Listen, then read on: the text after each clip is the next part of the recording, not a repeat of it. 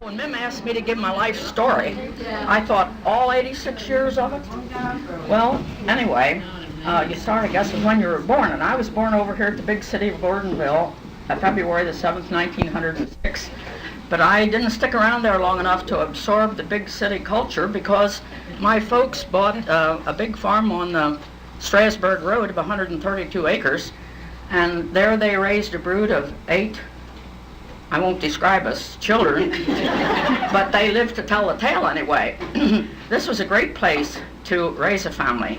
And my parents were stable, sensible people, and wise, as I look back on it now. And that was a great place for us to play and to raise a brood of kids. So one of the things our parents gave us was space. They never said, now, take care, watch out, don't let the horse get in the, don't let a horse run off, and, they didn't keep after us. I guess they figured if we're dumb enough to get into a jam, we'd be smart enough to get ourselves out. Or maybe there was just too many of us. Well, anyway, we had great places to play and investigate on that place.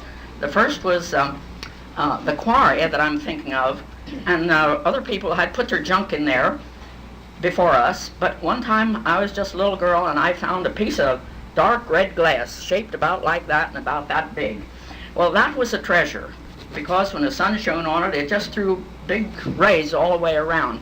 It was that kind of playthings that we had. We never had bought playthings. Now remember, I'm 86, that goes way back.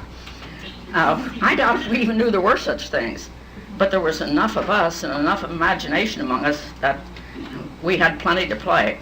Then another thing was a little creek running through the meadow, and since my parents were interested, as most parents, in our development of physically and mentally and spiritually, we had the kind of environment that would contribute to that.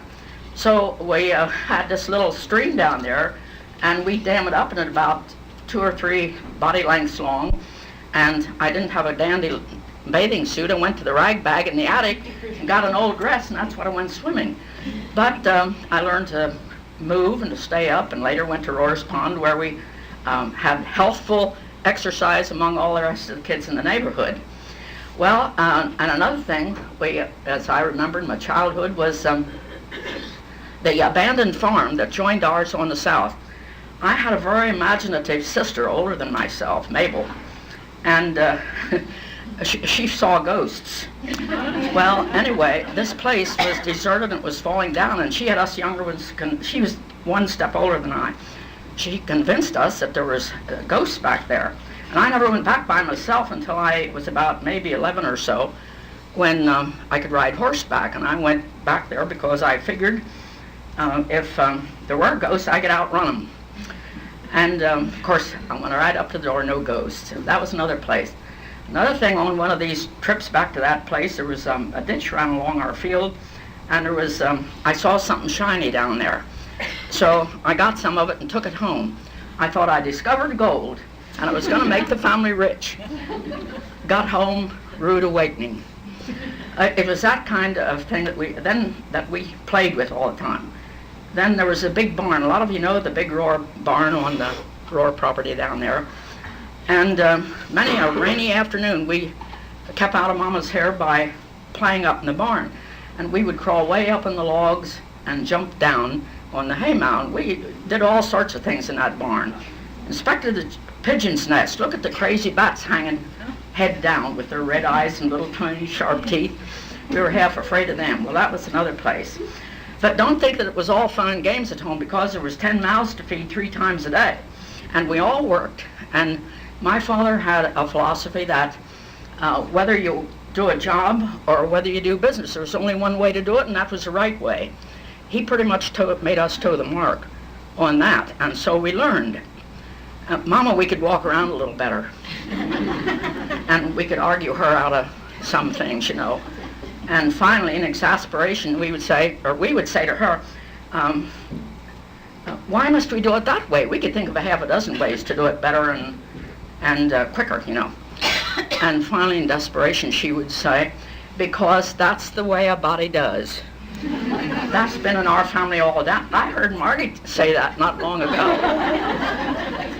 Well, we worked and we played and we fought. We didn't fight with fists, except Ellen Art. But, Ellis and Arthur, better known as Ellen Art. But we were good with words. And so while we exasperated Mama sometimes, we were just establishing our rights and our place in the family, and so it went well. Anyway, we grew up a healthy brood, except my youngest brother, Ike, had epilepsy and wasn't well. Well, then mentally. Well, all the time we were growing up healthy, physically, of course, we were absorbing a lot of knowledge. But usually when you think of mental development, you think of books and papers and lectures and musicals and all sorts of things like that. Well, we didn't have many.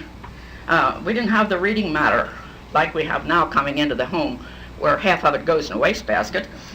But we had a weekly paper, Stockman and Farmer, that a man wrote continued Indian stories and stories of the early pioneers. That was Mabel's and my favorite reading. And we would try to outwit each other, see who got there first to the mailbox. We weren't nice like our Mellinger cousins and say, you take it, you know, you take it. You know, we outwitted the other. No, sir, I got it first, I read it first. But anyway, another thing was the Bible story book that my father bought for us, and kept us in Bible story books. It was a big, thick one, and it had terrific pictures of and the Bible stories, and we would read that to pieces. The first four of it, the oldest. First was Walter, and then Alice, and then Mabel, and me, and then the little ones, Ellen Art and Anna and Ike. So we would read this, then he would buy us another one. Another thing that helped in our development, we were, like I said, we four older ones were crazy to read, and the schools had spelling bees in those days, and Mabe and I were good at spelling, and Alice and Walter were good at general information, and so we got some prizes, and we enjoyed that and read that, and that expanded our knowledge. I remember one time Cedar Hill had a spelling bee, and we pestered the daylights out of Walter till he finally hitched up and took us, and we got there was hardly anybody there. So the teacher decided she's going to go on with it anyway. And that night we got, as I recall, we got all the prizes but one. And we had a ball that winter reading. To the teacher's credit, they gave prizes of good books, the classical books, the good books. And that expanded our knowledge a lot. Then, of course, there was school. And there was people that visited us in our home, like all the uncles. And we had a wide range of discussion, from politics to religion. I used to think when I was younger that if I wasn't a Mennonite, I'd like to be a politician. But then when I read about them today, I'm glad I'm just an humble housewife. Well, anyway, we grew physically and mentally. Now, spiritually, I had my first spiritual crisis. I want to tell you something before I get that. In the work, we had to work, and I could easily, nothing for me to hitch up a half a dozen mules and go out in the field and work all day, because I was a hired man. And but the very, very worst thing, the very worst job I ever did on that place was, my mother said to me one morning, Biz, you'll have to kill the chickens, because Daddy and Walter have gone out with the thrashers, and I want to have fried chicken for supper. You'll have to kill the chicken. Not me, not me. Yeah, you. Because, and since we weren't in the habit of saying no to my parents, or else we suffered the consequences, she said, you just take the two wings and the feet, and you hold them together, and you lay it on a stump, and here's a hatchet. You know, sounds simple. Well, I've seen it done 100 times, but I never did it.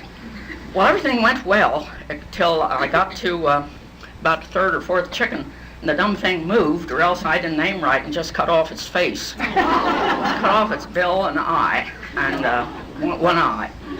Enough that it could throw it down, it could still stagger, so I knew what how to do, you know, just get it and finish the job, and I did. But ladies, that was the absolute worst job in my life I have ever done. It ended my chicken killing career, I can tell you. Well, now, physically, mentally, and spiritually. When I was 10 years old, my Bishop John Mosiman had meetings here at Paradise. And when the invitation was given for people to stand that wanted to accept Christ, my two older sisters did. But I was terribly under conviction at 10 years old. And so one day I said to my mother, "Do you think I ought to stand too?" And I know just where she was standing in that kitchen and just how she looked at me. And she said, well, after a while she said, well, you're awfully young, which I took to mean no. She said, "Go bring me an arm of wood." So I went out in the wood pile, and there was a big stump. And I stood in the stump, and I was so utterly miserable, I just looked up, and I said, "Well, Jesus, won't you please just save me anyway?" And the burden rolled off, and I never was bothered again with that kind of conviction. I understood later what it meant, except you become as little children, that the plan of salvation is very simple. And little children, even at my age, I didn't know what I was doing. Well, I went back and lived the happy life of a 10-year-old kid, you know, and never thought about this again until 14, I was baptized here and became a member of the church. Then at 16, my brother Walter, who was Sunday school superintendent at Mount Pleasant, said to me, "Biz, next Sunday there's going to be a group of little girls coming in from the primary department, and you're to teach them." Not me. "No, sir, I can't do that. I won't do it." Well, he said, "Yes, you're going to do it. There's nobody up there to do it. And I brought home the materials for you. And when I'm ready for church next Sunday, you be ready." And of course, having about as much respect for him as I had for my father, I was ready. And I enjoyed teaching those 5 little girls for several years till he got married. Well, anyway, that started me on my teaching career, which lasted, as near as I can tell, about 60.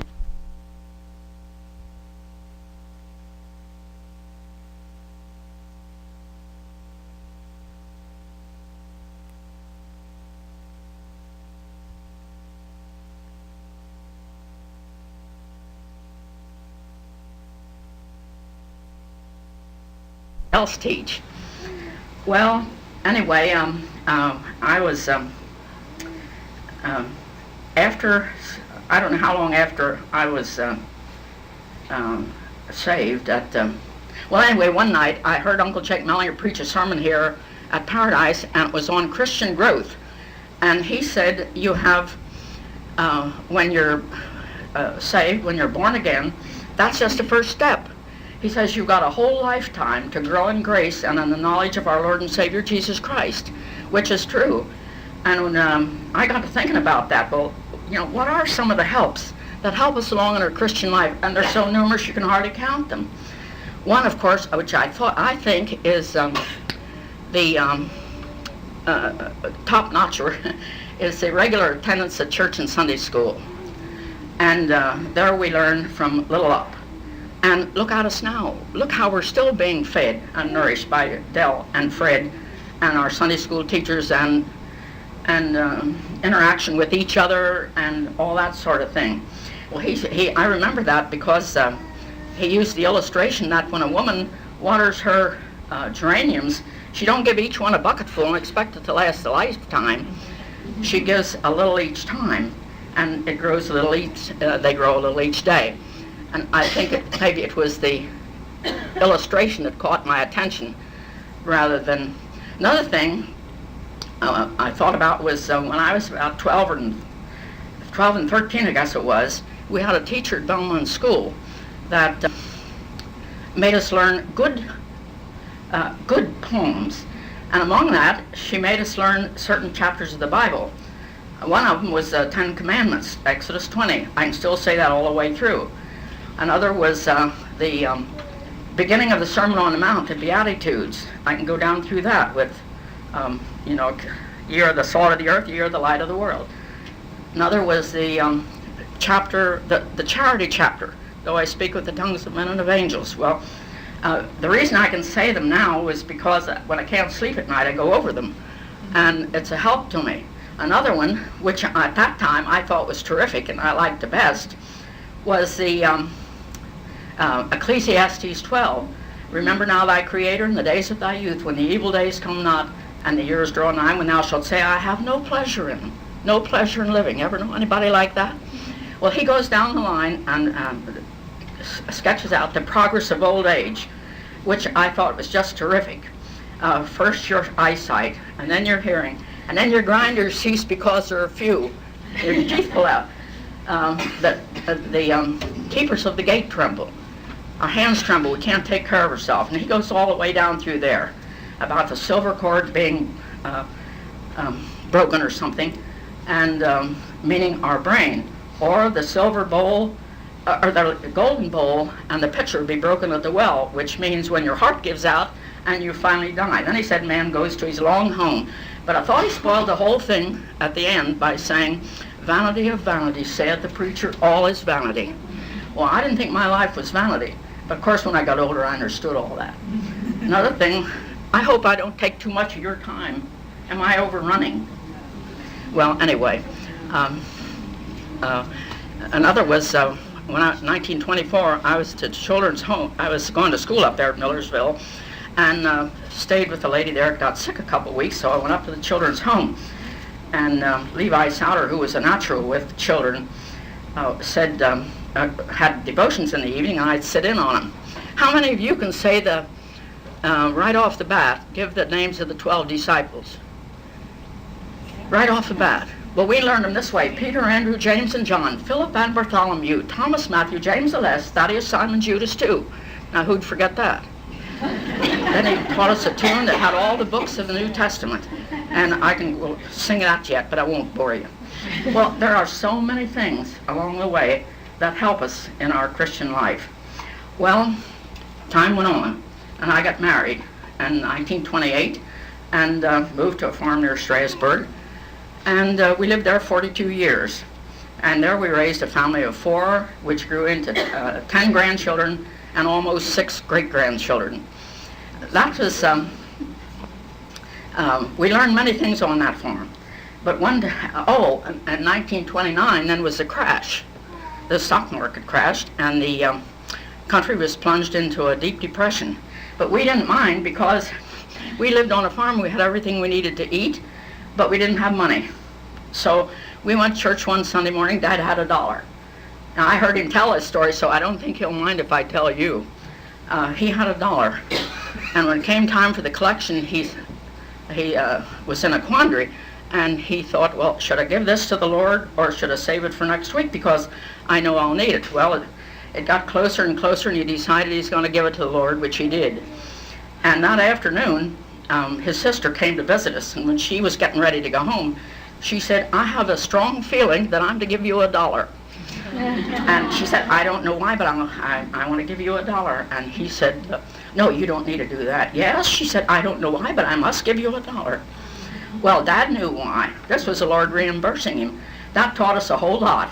That gave us a lot of lessons, that the Lord is concerned about little things in your life. And we had many experiences there, many ups and downs. And when you get older like me, then you, I should say old, not older. Some of you are older, but I'm old. And you forget the downs and remember the ups, which is fortunate. Otherwise, you sit around and get grouchy. Anyway, we moved over here in 1970 and continue to take tours, which has been a good thing for us because we're both suited for it, and we both like it, and we've made loads of friends all over the world, and the income puts bread on the table and pays the taxes, so it's a fine thing for us, and we continue to do that. When we get, Dad or I get a little, get the sniffles or something, why, Margie comes sailing down the road and puts us back on track, and comes usually bearing something good to eat, you know. And when she leaves, she picks up all the laundry and goes home and brings it back and puts it in the closet. So we have a supportive family. And if any of you pity me for being old, just quit it, because I'm enjoying life, and I enjoy this period of my life. I don't have to wash diapers, I don't have to pack school lunches, I don't have to get anybody off to work, and we have enough work to keep us productive and busy, a reason for getting up in the morning, and so we're living happily. And I am thankful to the Lord that I lived in a century where there was the greatest advancement of high technology than has ever been known in history. Remember when Neil Armstrong walked on the moon in 1969? A couple weeks ago here they put up a critter, what do you call them, satellite, loaded with experiments, 7 men, all their equipment. It orbited the Earth 8 days, landed perfectly, and I heard one newsman say that everything worked perfectly except the toilet didn't flush, and they fixed that. So, do you remember the first television pictures you saw? You remember the cracking radio? You remember the party line on the telephone? Well, Margie told me something recently. She said when she wants to talk to Beth, who's in Moscow, all she does is dial the number. That sends a signal to a satellite way out there in the wild blue yonder, and this rings Beth's telephone in Moscow. Did you ever hear of anything like that? Well, the Lord said, you know, when he was here, he said, in the latter days, knowledge shall increase in the earth. Does that tell you something?